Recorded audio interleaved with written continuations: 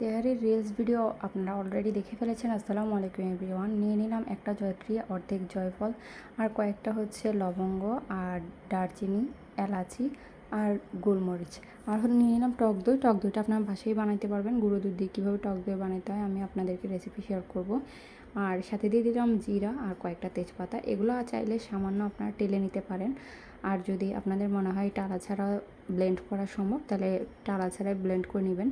এরপরে আমি দিয়ে দিলাম প্যানের মধ্যে সরিষার তেল, তারপরে দিয়ে দিলাম পেঁয়াজগুলো একটু নরম হয়ে আসলে মুরগির মাংসটা আমি দিয়ে দিব। এখানে অবশ্যই সরিষার তেল ইউজ করতে হবে, সয়াবিন তেল ইউজ না করাই ভালো। এরপরে দিয়ে দিলাম মুরগির মাংসগুলো হচ্ছে আমি একটু লবণ দিয়ে ভালো মতো কষিয়ে নিব। মশলা আস্তে আস্তে সবগুলো দিয়ে দিব। আমি পেঁয়াজ বাটা আর হচ্ছে আদা রসুন বাটা দিয়ে দিলাম। দেওয়ার পরে মাংসগুলো ভালো মতো কষাইতে হবে। একদম লো আঁচে কষাবেন, তাড়াহুড়া করা যাবে না। এই রান্নার মেইন উপাদান হচ্ছে একদম লো আঁচে হচ্ছে রান্নাটা আপনার করতে হবে।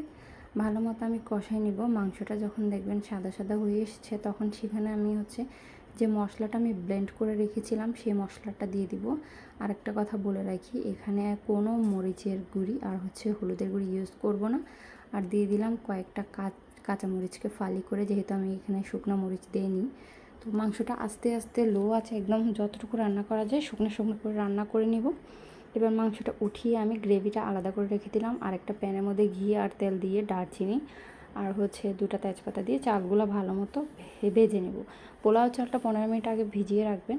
এরপর হচ্ছে পানি ঝরাতে দিবেন। এবার চালটা ভালো মতো ভাজা হয়ে গেলে আমি সেখানে গ্রেভিটা দিয়ে আরও কিছুক্ষণ হচ্ছে কষিয়ে নিব। এবার দিয়ে দিলাম আলু বোখরা, কয়েকটা আস্ত কাঁচামরিচ, আর পানিটা পরিমাণ মতো দিয়ে দিব। দিয়ে হচ্ছে এই যে শেষ পর্যায়ে এসে আমি হচ্ছে মুরগির মাংসটা দিয়ে ভালো মতো নাড়াচাড়া করে সেখানে অল্প হচ্ছে গুঁড়ো দুধ দিয়ে দিব। এবার ঢাকা দিয়ে একদম রেখে দিব 20 মিনিট পর্যন্ত।